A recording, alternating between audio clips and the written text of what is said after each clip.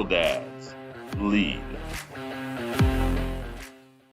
And welcome to Real Dads Lead, to all you fathers out there. I'm happy to have you here with me and my co-host here, Matt Hamilton. I'm Dwayne Smith, and we're excited to go through the next chapter of we did complete chapter 4 of the book Stepping Up, A Call to Courageous Manhood by Dennis Rainey, right? Yep. How was your weekend before we get started and jumping into that? It was a good weekend. Yeah. I think I don't remember all of it. I'm actually trying to cut coffee right now, and I have a terrible headache. Oh, really? So I'm getting a bit of a brain fog. But the only thing I remember at this point is grad parties. You know, it's that time of the year. So right. We spent several hours at one yesterday, and the kids stayed on until about midnight. And Okay. yeah, so you're probably full then. The grad parties, man, you get a lot of good food. I don't think I went to one this year. All my kids have graduated now, but I mean, I'm sure they have friends that are, a year behind them or so. Yeah. But no grad parties. We're looking forward to next week is the state track meet, and that's kind of an annual thing that we go to. Since my boys were really involved in the track, and they were state champions in certain events, so they'll come back to do, at least go for a day or two for that. So that'll be fun. Yeah. But it's Memorial Day. I was gonna say, right? Yeah. So, and you look like you're all patriotic on there. It's true. For Memorial Day. Yeah. I went a different route and have an anime Attack on Titan shirt that I got for Christmas. This guy's name is Captain Levi, and he is my favorite character on there. He's got I don't know, he's pretty cool. He's cool. Chad get that for you? I think probably they all did. Okay. So it's like probably most likely they all go shopping together sometimes and like get something for dad or what have you. But I think it might have been Kyle that kind of promoted that. So yeah, Memorial Day. It's pretty fitting, right? For our topic, remembering that's true. The men and courageous men, who have given their lives for us in the past, for our freedom. So in the book itself, we were talking about the the different storms that kind of get in the way of courageous manhood. Is that right? Yep. And the first storm was, what was it called? It was like it had to do with essentially being ill-equipped with sexual knowledge, the preparation for what is sex, how am I supposed to use it, all that kind of stuff. Right. Specifically, he focused on receiving bad information. Yeah, bad advice. Yeah. For the men specifically. We touched on a little bit for the girls and stuff too, but it's interesting because I was talking to my parents about it. So my parents are in their mid 70s, and I asked them both individually at different times, how did your parents talk to you about sex? And both of them said they didn't say anything to us. They both learned from friends and from the streets, which is not a good thing. Yeah.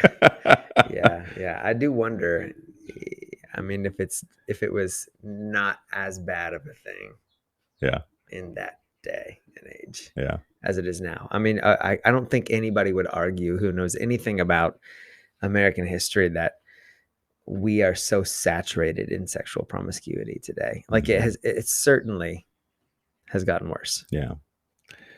There's more exposure to it. I mean, like it's everywhere. I mean, kids are exposed to it all the time, as we've talked about before. Right. Like you can't go to a public school and not hear about stuff like that. Yeah. But it was also the right in the height of sexual revolution when they were growing up as well. So, in the 60s, they were a little bit more out of it. Like my parents are born in the late 40s, so they were right in their teen years in the 60s, and right in early 20s and late 60s. So it was a lot of drugs and a lot of sexual stuff. Then they just didn't have the availability of the images, but they did have the the atmosphere social was pressures were growing at least. So, and I mean, we can go biblical times. It's been here forever. Oh, yeah. So you don't have to have the access that we have to still be struggling with that kind of stuff. But I do agree with you. It's a lot easier for the access. But I think actually, as far as the sex part goes, statistics, don't they? They've been saying that statistics wise, people are having less sexual encounters and less children and less everything, because everything that they really want without the headache, they're getting through images or videos or what have you. I don't know if we mentioned this. Have we talked about this? I don't think so. Yeah, that's a pretty remarkable statistic. But at the same time, it makes sense. Where so many things, such as sexual promiscuity in the past, has wrecked relationships, right? Wrecked things like trust, etc. We now have so many relational problems, right? We don't really recognize what the root is. We don't really want to deal with it. And so marriage has just become less common. And as you said before, we've got guys and girls, it's on the rise, pleasing themselves through images and videos, etc., without the headache that comes with relationships. Right. That's amazing. Yeah. And I don't think that's I don't think that's a good thing. No, it's not. So we're talking about, the sexual intimacy that's supposed to be good.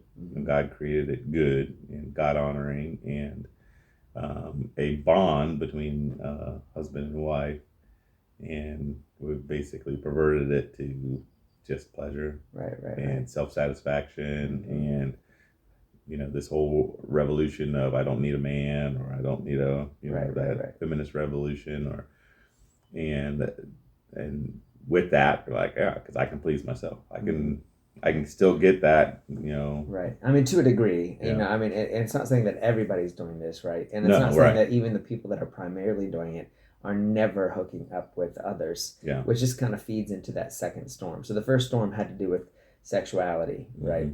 The second storm is fatherless homes. Yeah. So when they are hooking up, so this is getting into completing the chapter now.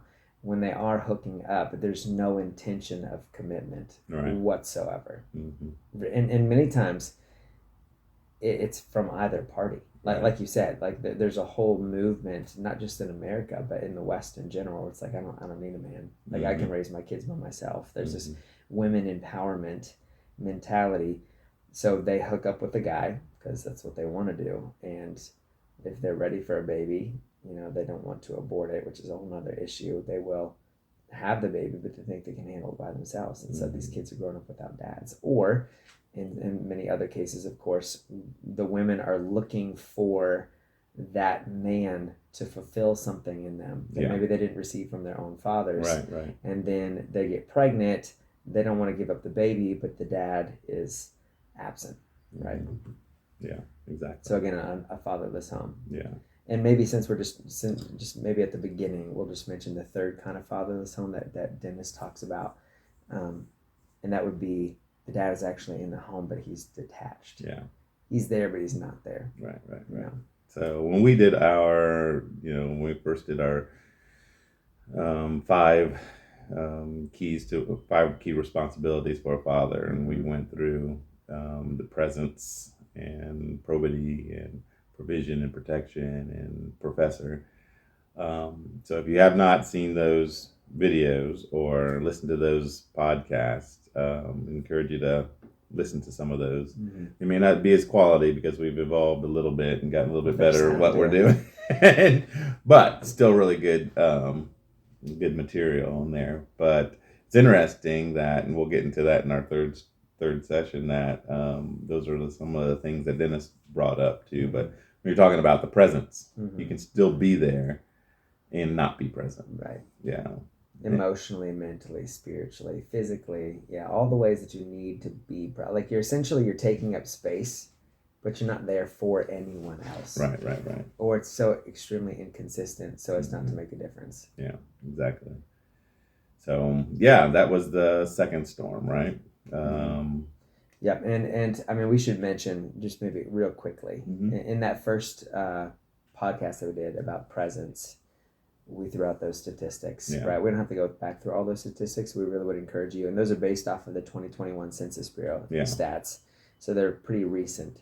But some that he throws out that we didn't mention were that 4 out of every 10 children are now born to unwed mother in America. That's almost 50%. Yeah. That's pretty wild. Yeah. 4 out of every 10 children are born to an unwed mother. And we did mention something similar to this, that since 1978, single-parent households have doubled in the United States. Yeah.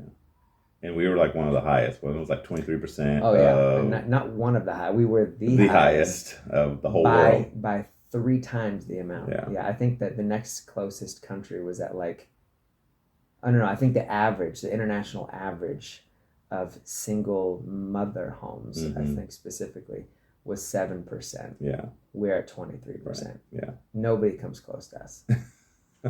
Yeah, it was like China was at 3%, India was at 4%.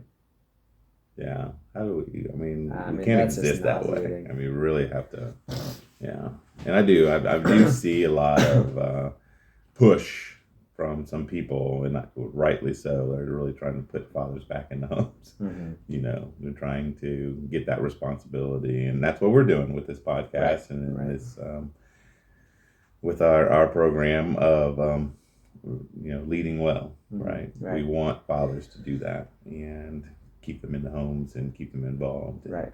And it really inspire and equip them as much as we can to stay in the home. Those dads that are kind of on the edge, like, I don't know what to do. Like, I know that I should be, but I don't know how to do it. They need community to come around them. We hope that this will provide some of that needed community. And the relevant question that Dennis asks for this question for this section before we move on to the third storm, he asked that question of how can a man know how to be a man, essentially, right, without that main man being in his life. It's kind of a no-brainer, but it needs to just be stated. The way that things were created, designed to be, was that we would have mentors, natural mentors in our lives to show us how to become the people that we were created to be. If I'm a young boy, I'm created to be a good man. That's what I'm created to be. But if I don't have a good man in my life, and that man's supposed to be my dad, other men shouldn't have to step in to be that primary role, although we do need men like that now because of the crisis we're in. But if I don't have that good man in my household, then I am at a deficit, essentially. It can be overcome, but I'm at a deficit. And he's calling it a storm. It's something that it's a storm that a young man has to weather if he's to become the courageous man he's going to be. Yeah. I like your point, too, though, that not all kids have that ability, have that men in their lives that they can. So it is a courageous act to step up, and especially, even if you're not a father, but you can step up and be a mentor, and provide some of those necessary things. And it's not only for reasons of immorality, like the dad is just gone because he's lazy. He died, could have been, or exactly. There's some who are absent for lots of different reasons. But we also talked a little bit in former podcast, in the Presence podcast, that sometimes you can't be present because of work, or if you're in the military, or what have you. But you can still be intentional and be as present as you possibly can. When you can do that. So there's all different types of scenarios, but I think optimal, mom and dad in the house raising the kids. So it's optimal. So Storm 3. Storm 3 is a culture of confusion.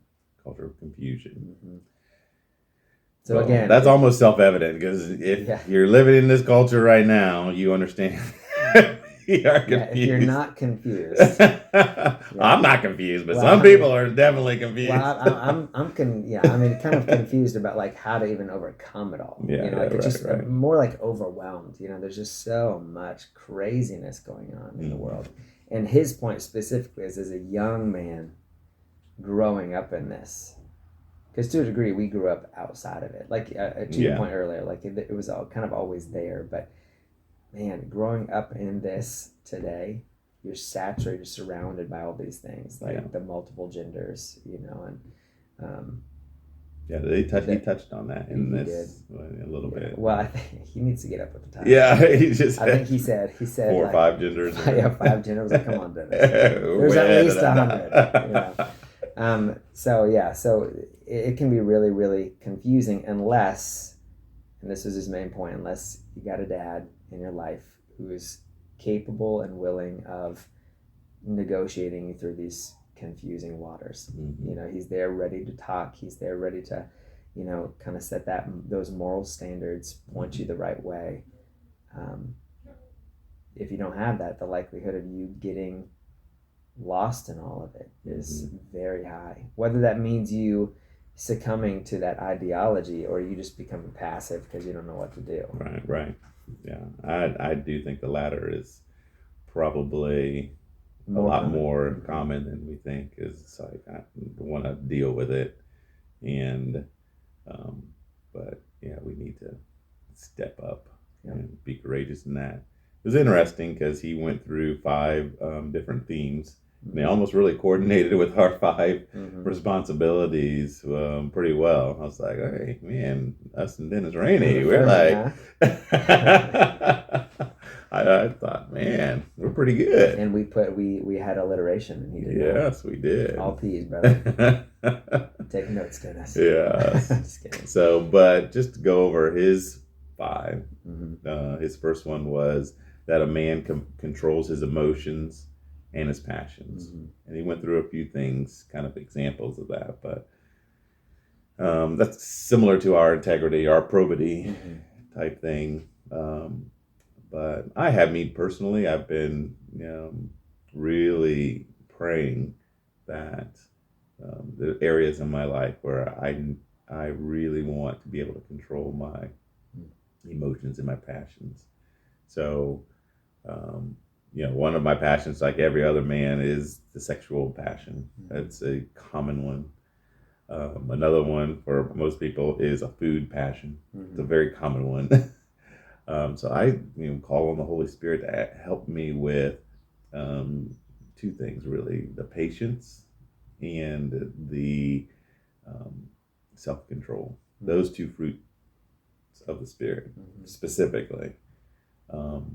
The self-control is if I can, if it comes 10 o'clock at night and I just really want, something sweet or whatever, I have to have that self-control. And I have to be patient enough to know that, it's not good for me right now. I can have it maybe after dinner tomorrow or after lunch tomorrow or something like that. To have that. And like you said, we're so bombarded with sexual images all the time. I have to really be in self-control of what I watch and self-control of, when things do cross my path, not to dwell on them and to be able to, just move forward or go to the Lord or go to the Word or whatever I need to do to get my mind off of what Satan is kind of throwing at me at that time. But being able to control your emotions and your passions, it's not an easy thing to do, especially when you're tired or you're bored or you're frustrated or whatever. Those things will come. But a courageous man, he says, at least these ones that he's learned from in the Bible, they are able to control those emotions and passions. That's right, yeah. And I think he would be gracious and say, you'd want to clarify to say, it's not that you become a courageous man once you have controlled your emotions and passions, but it's the courageous man who even sets out to control them. Right. It's the courageous man who sets out for battle.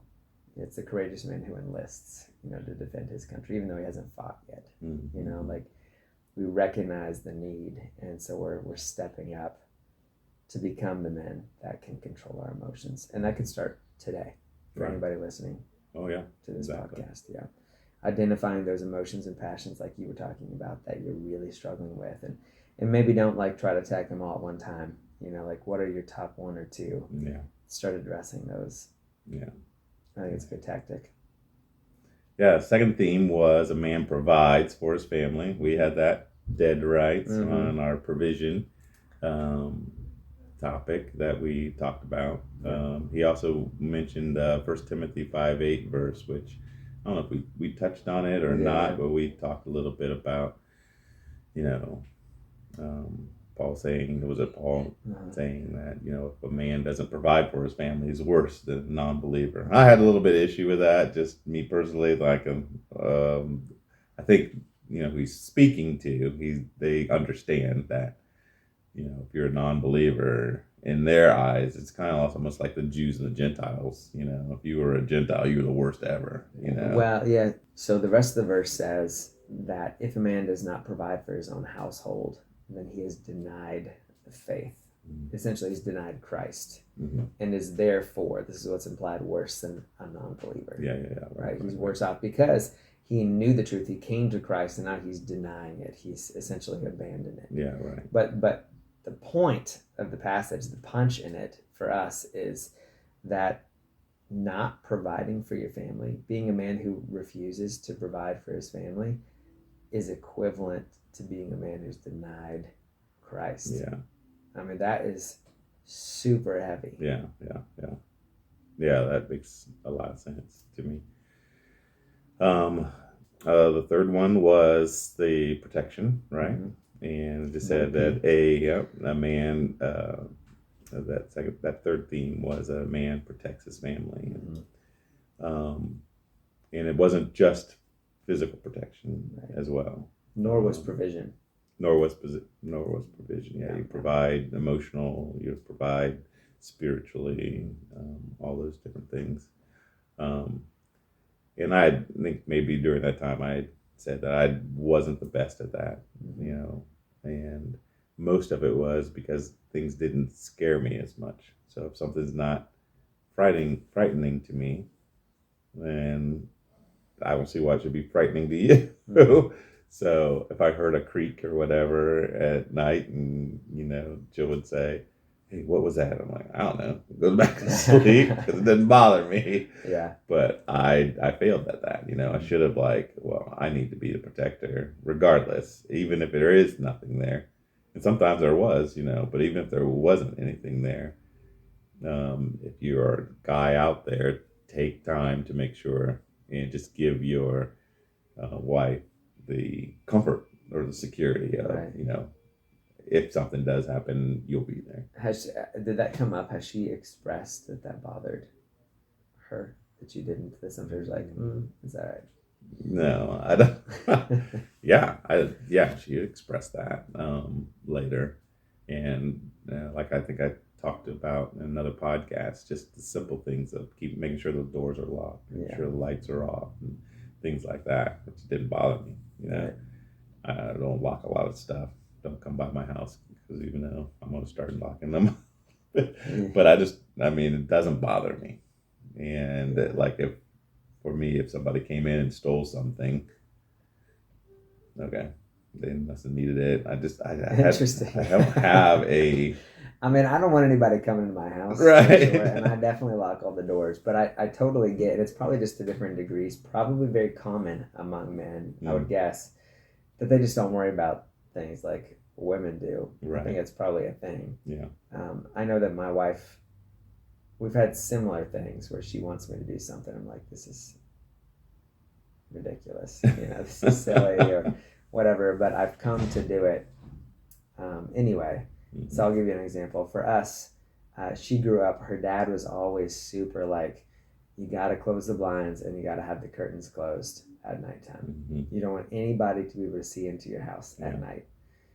for me, I'm like, I don't know why that is. I still don't know why that is.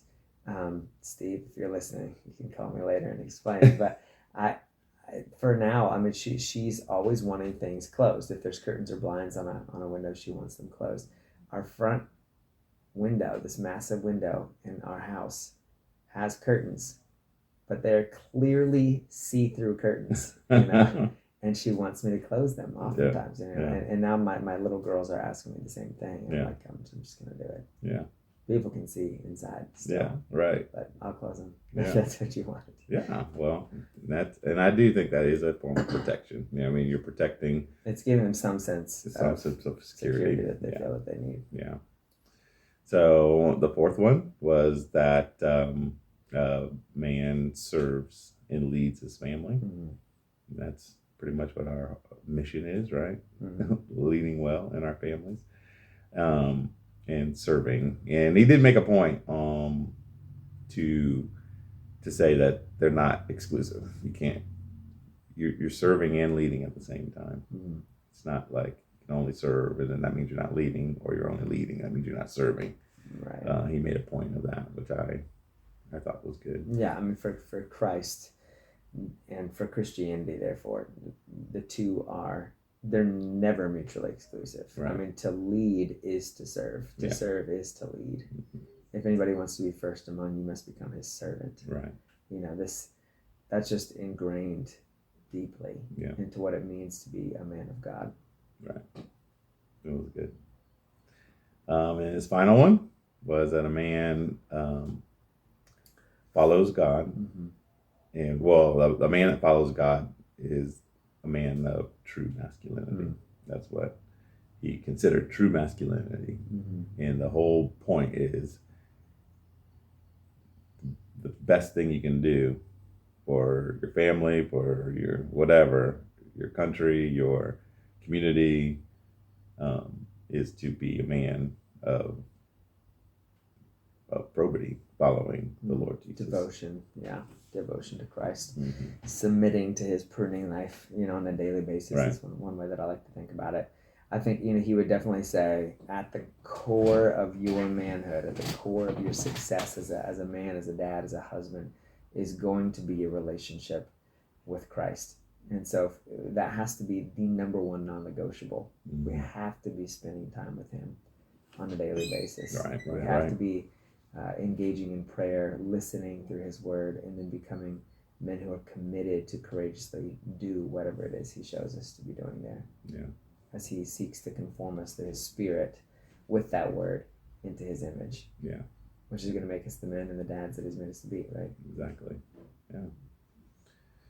So, and then he finished off with a nice little kind of quote that a courageous man is never off duty. Yeah. Sometimes that's difficult because you want to take time off. You do. You just want to take time off. Yeah. But like he said in the very beginning of this chapter, when with the soldiers that were for standing in front of the Tomb of the Unknown Soldier. Tomb of the Unknown Soldier during the hurricane. Yeah, never off duty. You don't take time off. They were given the option. Yeah. And they said, no, that's not who we are. Right. It's not what we committed to do. Yeah. Yeah, that's a beautiful story. It is. I love that. Yeah. So any one of these 5 themes that he discovered of good men in the Bible, he's saying at any one point in time, you're doing at least one or more of them. Mm-hmm. You should be. Therefore, a courageous man is never off duty. Right. Yeah, solid. You got anything else for the end of this? I don't think so. Yeah.